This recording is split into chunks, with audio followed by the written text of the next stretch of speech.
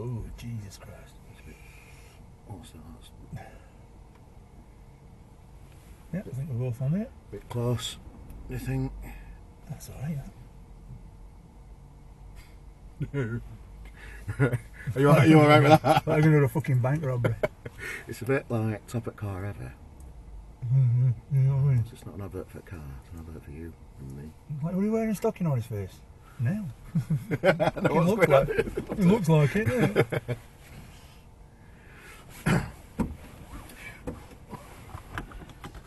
This is the first one of the second series as well. Right, so you cool. know. So, this is the bit when I just don't know what's going to happen. It's quite exciting. Yeah, just crack on. I've never been in an electric car before. And yeah. No. Oh, they're amazing. Absolutely amazing. Do you have to travel far for work? No, I only work at Wadsley Bridge. Do you? Yeah. Do you drive or do you get bus or I walk? drive. Because I take our lass to work, she works at Crooks. Do you drive to gigs and that? Yeah, now and again. I mean, to be honest, most of the time with brothers, if it's not local, Yeah. you know, we get a van. Yeah. We use one or two places. Either we drive ourselves and hire a van, or we get Kai's party bus. Oh, right, okay. Which is a good laugh when we get Kai's buses. Well, they all great. like back of a fucking... They all look like space. This is not the interview, by the way. Spacecraft. All right, They've got lights all over them. Oh, right, okay. We rocked up in Barnsley for a gig once, in it, and we got out, and all these folk were just looking at us like, "What the what's going on fuck's here?" this? Right. So, ladies and gentlemen, welcome to season 2. Slightly Americanized way of saying the second series of the Rate Good Road Trip, and I'm joined by Shaun Doan. I've just looked on there again because I've just doubted myself, and it is Doan, isn't it? It is Doan, yeah. Shaun David Doan. You can just call me Big Shaun. Big Shaun, Everybody else does. all right. So everybody will know your face. Yeah. You know, you're popular on the scene with the Everly Pregnant Brothers, aren't you, mate? That's it. Yeah, it seems to be something that started off as a daft bet years ago. Was it? Is that what it was? Turned into a 20,000, nearly 21,000 followers on Facebook. It's bonkers. It is great. And just before we go talk about the brothers a little bit, let's get to know you a little bit, because that's what I'm really interested in knowing about. So I've always seen you around. You're always supporting music. You've got a lot of friends within the music industry, aren't you? And, yeah. You're out there in the world sharing your love for music. So what got you into music in the first place? When I were about... one of my earliest memories. Let's sit back and enjoy this. Is our kid. Yeah. I mean, my brother and sister are twins. They're 14 months younger than me. Yeah. And one of my first memories is our kid dancing round living room. Oh yeah. In his vest and pants. Nice. To Amarillo. Okay, fair enough. And just seeing him, just that joy. Yeah. That music were giving him at that, and it just grabbed you. And then of course I started listening to music. Yeah.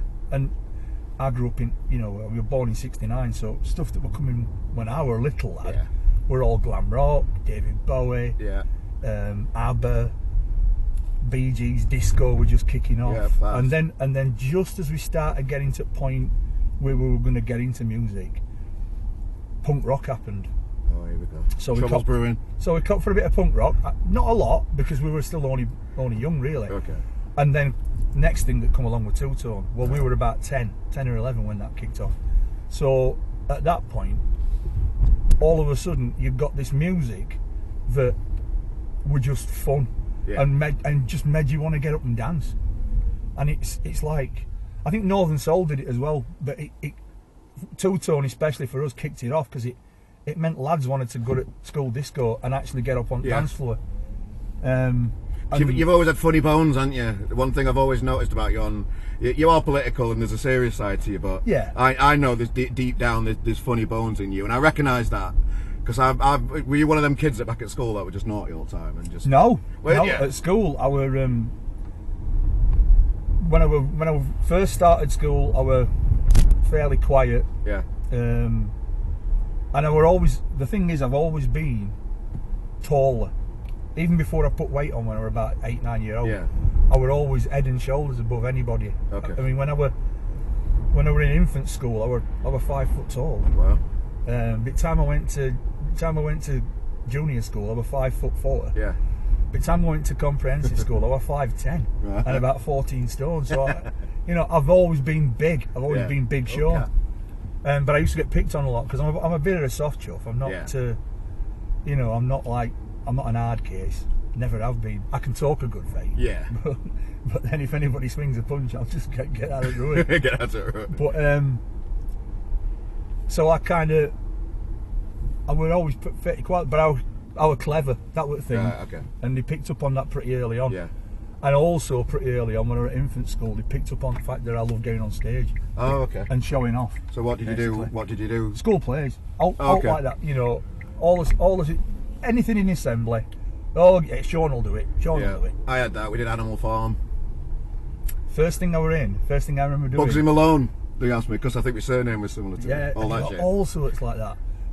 First thing I ever did, I remember vividly.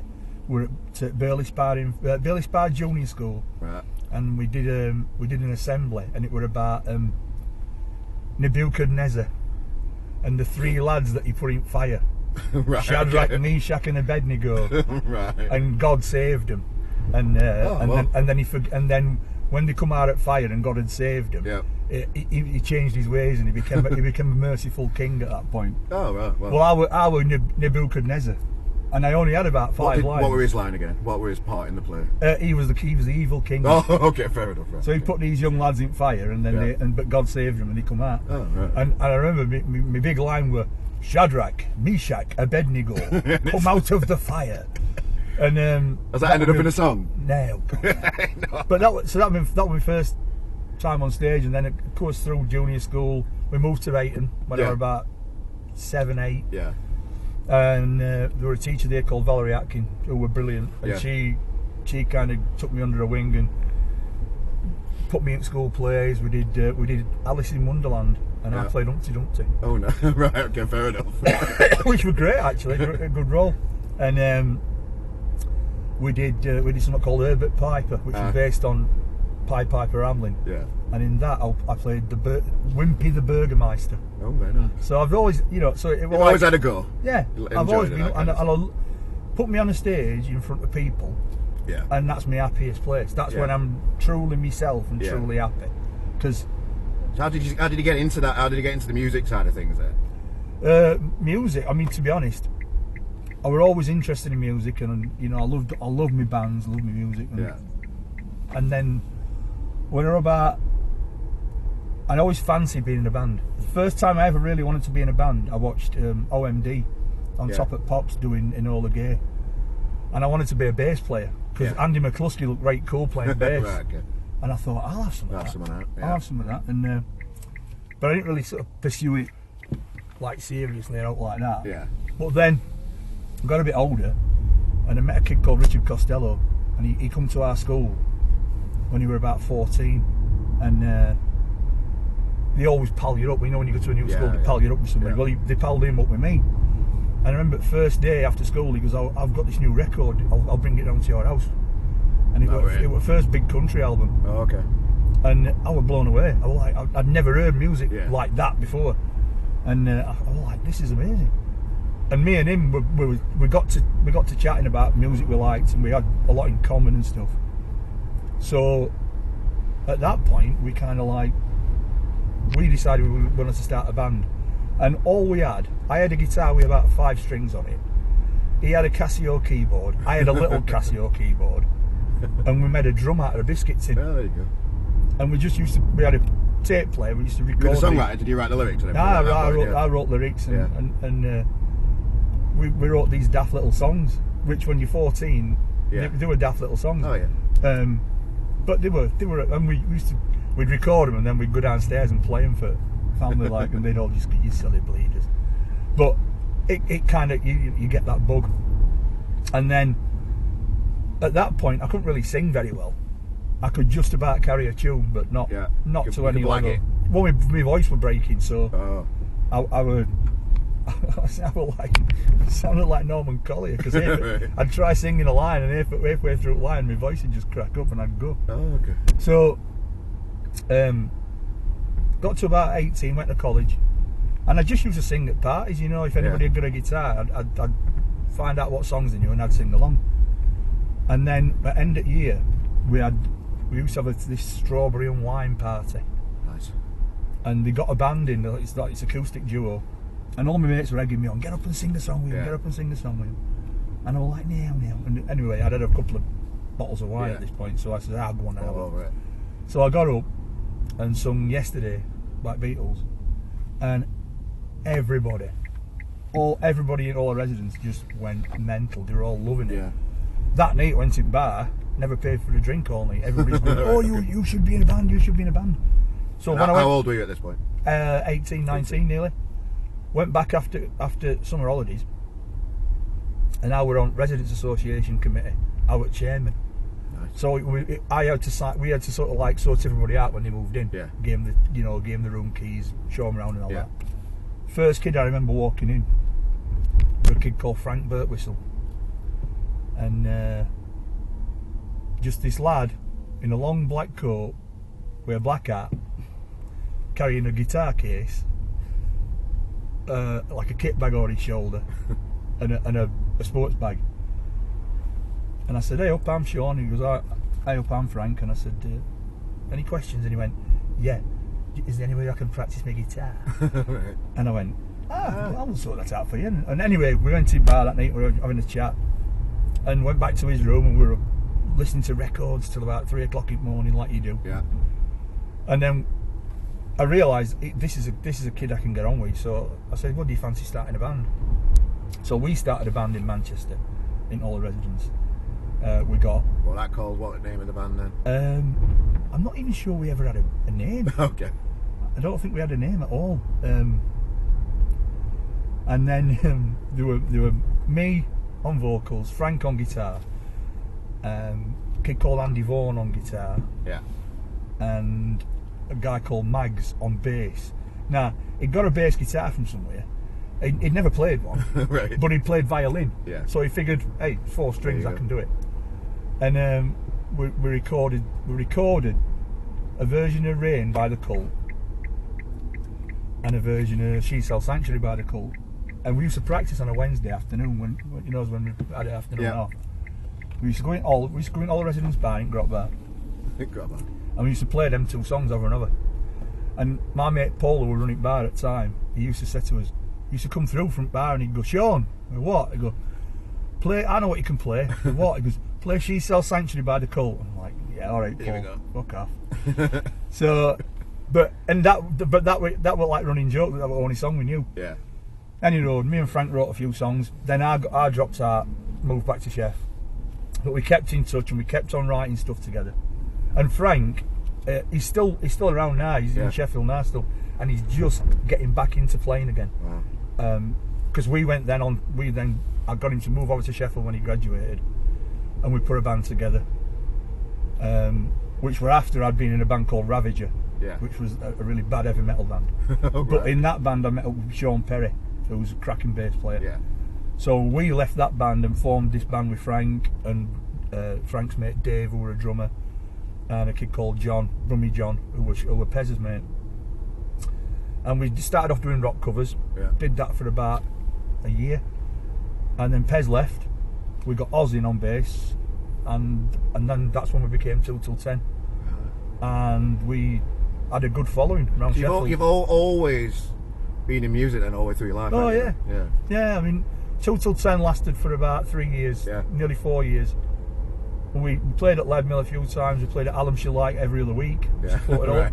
And we got a reputation for, because I had this reputation as being a big, imposing frontman. Yeah. And I used to get off at stage at end at set, I think last song, and just get right in everybody's faces and like just shout in the faces. Which 6.5 foot and 20 stone of me coming towards you, you could see crowd visibly shaking. But it was great, you know, and we got some good reviews. Yeah. We had a little sniff of record company interest, but not much. Okay.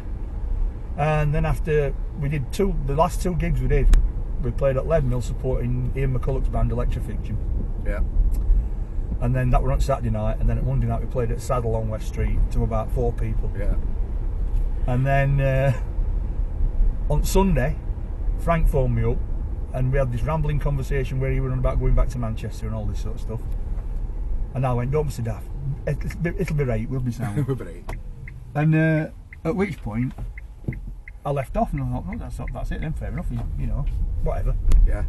Tuesday night, Dave, drummer, comes round and says, has Frank spoke to you? And I said, well, I said, he rung me on Sunday and we had this rambling conversation about him going back to Manchester. And Dave goes, oh, bloody hell, he was supposed to tell you. I said, tell you what, you're out of band. Oh. So I'm like, oh, all right. So this band that I started, I'm now kicked out on. And he wrote, Okay. So that stopped. So the history's there, it's all there. So how did the brothers start though? What brothers? After 2 till 10. I was in another band called Sikorsky for a bit. Yeah. But that only lasted a couple of years. And then I was in Sharp Cuts for 5 years, going all over the place. Went full time doing that. And I used to go to like 7x7 quiz, and they had a round where they'd get a musician to play a tune, and you'd have to guess what that tune was. Yeah. Or they'd do 7 tunes. So I said to lads that run 7x7, James and Tim, I said, well, I can't play an instrument. I said, but I can sing. I said, what I'll do is I'll just sing melodies and let people try and guess them from that. So I did that, and Pete and Bales were in that night and heard me sing. Fast forward until 2008, and Pete and Bales have got this drunken dare by lads to go and play at Forum Christmas party as the Everly Pregnant Brothers, which were just Bales and Pete at that point. Right. They did about 2 songs. Pete dressed up as Sid Vicious, Bales dressed up as Noddy Holder. Pete McKee.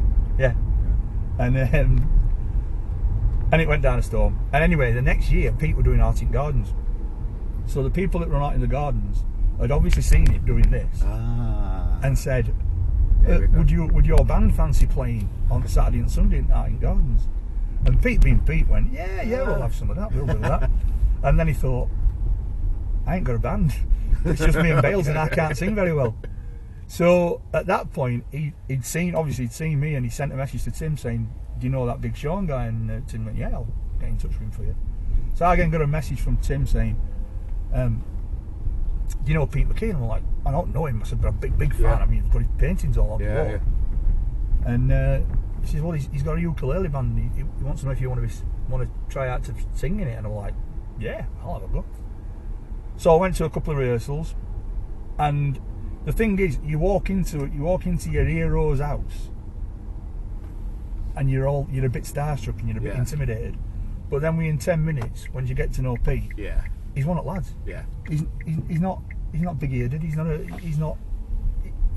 pop star. He's a right nice kid. Yeah. And Bales is dead sound and all, and Charlie were there. Were there a lot of people at your gigs in the early days? Well, we did them. The idea we were just going to do them 2 gigs at Art in Gardens, and then see what happened. Yeah.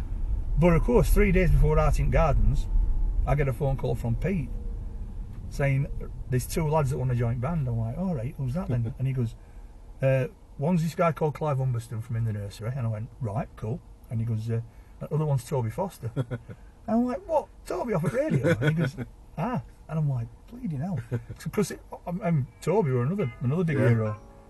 Oh, I think I'm going to ignore that. I don't know who they'll leave a message. Shut up. Go away. Go away. I don't even know what it is. I don't recognise the number, so I'm not going to answer that. Right. But yeah, so they joined. Yeah. We did the 2 gigs at Art in the Gardens, and it went down really well. You know, people were laughing, and because I'd started changing words by that point. Yeah. Originally, the idea was we were just going to do straight covers and just give them like Sheffield titles. Okay. But once I started changing words, and and all lads started laughing, we thought, oh, this could work. This. Toby, of course, sees the comedy potential in it, and he's like, you know, we could do some other gigs, you know. I know what we could do. We could do it Memorial on Thursday, once a month. Get them packed in, hear it. And I was like, all right. So we all went for it, and that's where that started. Memorial gigs. Yeah. Started off with about 50 people in. The next month we had 100 in.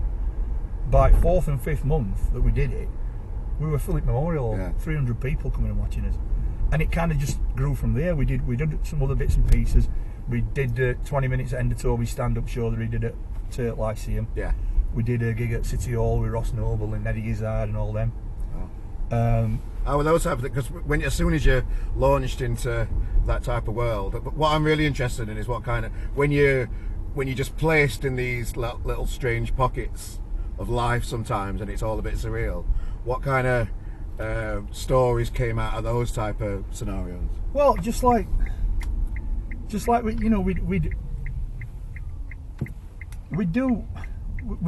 kind of do smaller gigs, but like we'd put a gig on at Greystones and it'd sell out in 5 minutes. Yeah.